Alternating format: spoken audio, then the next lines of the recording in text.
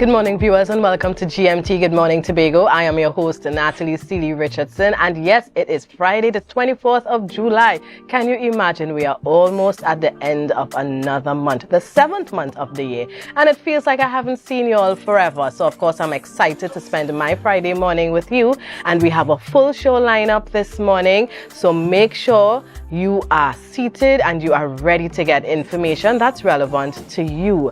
Before I introduce you to my first guest this morning, I must talk about the Lekito Heritage production last evening at the Table Piece grounds. Let me tell you, after some years, it has been one of the first productions put on by the actual village council. There was another group responsible, but the village council is up and running, and they held their own last evening. Let me tell you, for those of you who were there, you know what I'm talking about. The price of promise, the actors, the supporting cast, and I must give a big shout out, of course, to the playwright and director Hyacinth Leander. And, she took on a task, and let me tell you, she delivered last evening with her team and, of course, with all those who took the stage. So, and, when you talk about heritage, it's storytelling. It's about getting, all these stories from yesterday handed down. And the senior citizens of Lekito cannot be left out because they were the ones who provided the groundwork and the information. The elders like the Bobs, like Mr. Ulrich Grant, you have Mr. Lawford Peters, and all the others who would have shared tidbits of the stories that they were told as well to make last night's production a success. So kudos, hats off to everyone. And of course, many of us who were in the audience, we are excitedly looking forward to next year. So when you start so strong, the pressure is on. You have to continue. And we're talking about heritage a little bit this morning before you meet my first guest. And I'm wearing a t-shirt this morning that, it showcases characters and elements of what heritage is and what Tobago is. And you see the two characters, Belle and Boyo, rooted in heritage. And this is local. This is from Tobago. Good morning, Ascala George. I'm wearing you this morning. And I know some of you know that name. If not, look it up. Ascala George. Get your t-shirt. Represent Tobago and its culture. And let me now introduce you, because you are waiting for my guest, Miss Corey Nancis. Good morning. Good morning.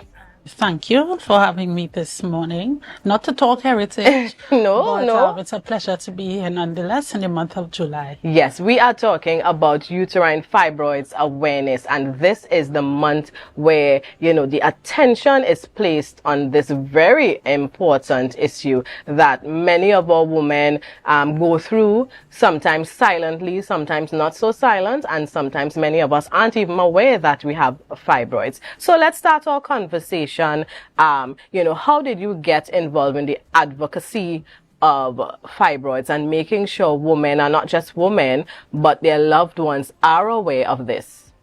So, giving away a bit of my age here, but the story starts just over 2 decades ago. I was in high school, used to have excruciating monthly cycles, right? But culturally, we are taught that cycles are painful. Yes. Menstrual cycles are painful. So it's just part of the course. It's part of your life as a woman. So, we just go through month to month. Mm-hmm. By the time I had completed high school, done maybe like 2 years of work, I migrated to Jamaica to pursue my first degree. And it was while there, things really just kind of moved quickly. And so I had cause to get an ultrasound done. Okay. And that is when it was revealed. So the physical examination, because I was having pains and I missed the cycle, so there was a pregnancy scare. Right. And the physical exam, which was just the examination of the tummy, was, ma'am, it's either you're 6 months pregnant or you have pretty bad fibroids. Right. So you can imagine my horror. Yes. How am I telling mommy this? Mm-hmm. I mean, I was in my 20s, but still, right? But by the time the ultrasound came back, I had fibroids that had distended my uterus to the size of a 6-month pregnancy. Physically, didn't look that way. Right. I probably inherited mommy's genes in that regard because she never carried very high tummies for pregnancies. Right. I had a very flat stomach. So to think these things were there. And then that just started the journey. I couldn't really find information. In fact, if you look for information now, in Trinidad and Tobago, even across the region, there's just a major gap. You have a lot of anecdotal data, or the hospitals, health centers will tell you there are large numbers of women. Yes. But a real epidemiological study on fibroids, the vast prevalence, and even its social impact, maybe socioeconomic impact as well. Yeah. And because we could talk about the Yes. price of feminine products. Yes. And if you have issues of the uterus, fibroids, PCOS, other issues of the uterus, you have to spend quite a bit of money. But that's quite interesting that research at that level is really not available because, I mean, it's so common. It's a commonplace among women, and, you know, maybe somebody out there, a medical student, or even those who are so inclined, and this can be your area, you know, maybe it's something to, you know, pick up, challenge yourself, even if it's something you do locally and then extend regionally and the rest of the world. Yeah. You know, so we hear about fibroids, and you mentioned something very important. When a woman is going through her menstrual cycle and the pain is there, we are taught it is supposed to be painful. It's normal. Yes, you know. and for those who may have no pain, those are the ones who are the outliers. Like something wrong with you, you know, you don't even know that your cycle started. And when we talk about this, are there other symptoms women should be aware of? Yes, certainly. So pain is the body's response to let you know something is not right. So if you're having excruciating pain, that's one possible symptom of possible fibroids. Right? At Fibroid Awareness Trinidad and Tobago, which is the organization I founded through this journey, because I eventually had major surgery to treat with the fibroids. We advocate for awareness and education. So we're not saying that pain means you have fibroids, but it's a sign that you need to check it out, particularly if it's debilitating. You can't function. Women will tell you they can't go to work sometimes the first 2 or 3 days. Your cycle is not supposed to cripple you. Right? Heavy bleeding, prolonged bleeding. So if you find yourself having to change your sanitary napkin often, an hour, 45 minutes, even 2 hours. Not because you want to feel clean, because you have persons who will do that. But if it's soaked, heavy bleeding, prolonged bleeding, some of the research says 7 days and beyond, you need to have that checked, right? Of course, dull pain, fullness, that feeling of fullness in the lower abdomen. Over time, you may even see your stomach being distended, because some persons who have fibroids present as if they are pregnant. Right? And let's think about how that can emotionally impact women. The look of their body, the changing of their body. And we live in a society where people are very verbal and we say things. As well. Right? Sometimes we may not. That might be the motive, but we like to comment. So we see a woman, and as you said, she may look pregnant, and we go up and say, "Hey, long time I see you expecting." You know, when the baby coming, them time we don't have a baby inside. And depending on where you are mentally, emotionally, that can be very harrowing, right? Because you have women on different ends of the spectrum, of course, who want kids, who don't want kids, right? And I mean, as the conversation continues, and we're talking about fertility or infertility, it's also important to note that fibroids are not a sentence on infertility. It can impact it, but you can have fibroids and still bear children. Of course, you may be considered high risk depending on the size, the location of the fibroids. Some women go through their pregnancies, no excitement, no pain. And then some women, because we've had women come in through our foundation, we have awareness sessions, information sessions to share their testimony and experience. So what this journey has definitely reiterated to me is that it's a very personal and individualized experience, even where treatment is concerned, right? The thought of surgery can be very frightening for some, that prospect, while others may be gung-ho like I was. I was like, okay, I'm ready to just triple this. Right. I don't know if it was the folly of youth. Yes. Because I was very young. I was Yes. diagnosed at 20. Right. And given the size they were, it meant they were growing since my teenage years. Right. What causes fibroids? There's no known cause, but they are linked to estrogen dominance. Right. Right. And so you have various schools of thought as it relates to your diet.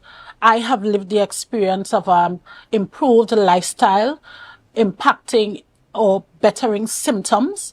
And then, of course, post the myomectomy, which is a major surgery to remove the fibroids only, my pain, bleed, everything dissipated. But fibroids can go back. Right. And before you continue along that thought, we're talking about women being impacted, and you were diagnosed quite early. And of course, as you said, it meant that the issue existed even before you were in your 20s. Certainly, given the size. So do we have like an age range where a woman is more at risk? And the groups of women, you know, in terms of ethnicity, location, who is really impacted more at risk? So certainly your reproductive years. Right? This does not mean once your reproductive years have ended that fibroids will disappear, because that's a myth. Menopause does not mean the end of fibroids. They are benign tumors, which means they are not cancerous.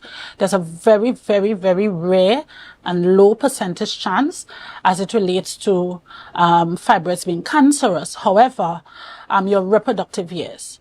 Yeah, so you have a cycle, you start your cycle, and actually young women who start their cycles earlier, studies have shown that they are prone to develop. As it relates to ethnicities, I can tell you women of Afro descent, Black women, Afro-Caribbean women, Black American, we are disproportionately impacted more than any other race. Right. This does not mean it doesn't impact. In fact, my last research said that between 225 to 235 million women globally are impacted by fibroids. Right. That could go to the billions if we look at the course of lifetimes. Right. And the likelihood of you experiencing or having fibroids as a woman, it's 80%. Right. So that's a lot, almost every, if you want to use that term. It's a chronic disease. It's not an epidemic because it's not spread from person to person. Right. It's not, infectious in that way, but the prevalence of it means that it is a chronic issue, and there is a burden on the mind, the body, the finances, even families, if we are so not educated about it. And so for us at Fibroid Awareness Trinidad and Tobago, we are focused on awareness, not only to women and girls, but also to boys, to men. Right. And we get the calls, we get the messages, we do the counseling with husbands, with boyfriends. Right. Once you come to us, we share the information. Of course, we're not a medical organization, right, so we can't refer you to any doctors. Liability is a real thing. Right, yes. But we support. Right. Right? We do post myomectomy or post-surgery counseling, even, so that you could know what to look for, the questions to ask. We're big on self-advocacy. Right. You know your body, right? So these are the things to look for. That's another very important point you mentioned, you know. Sometimes you may go to a medical practitioner with your concerns, and sometimes they can be quite dismissive. Yes. How do you empower women, you know, to stand their ground when they have these medical visits? So there's a favorite quote that kind of inspires me, by Ayanla Van Zandt, that talks about empowering others and healing yourself while healing others through sharing your story. That's the basis of the organization. So for us, if you are equipped and armed with the information, you also are aware that you are not alone, then you can advocate even more strongly for yourself. Right. And so we are very focused on education. And that is why our school program, the Confidence Project, is so important to us.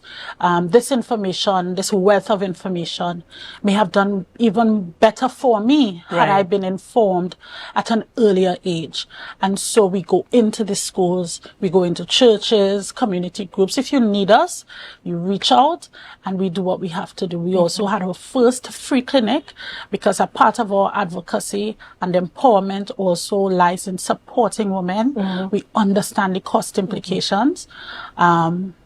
And so one of our major goals was to have a free clinic where women could come in, speak to a professional, not feel rushed, but also experience free ultrasound as well. And so we are looking for partners for 2026 because we want to do it in Tobago and in Trinidad in the final quarter of this year. But that is where the root of it is awareness, education, and advocacy so that women, girls, families are empowered and that they can advocate, ask the right questions, don't feel pressured into decisions because there are many schools of thought out there, the wait and watch and wait, which we do not advocate for because fibroids grow. They feed. Right. And so lifestyle change is also important. The healthier you are, the better it is for you. Right. And for those who are interested in getting your organization to come to their community groups, how can they get in contact with you? So our Confidence Project or baby, that website, it's ttconfidenceproject.org.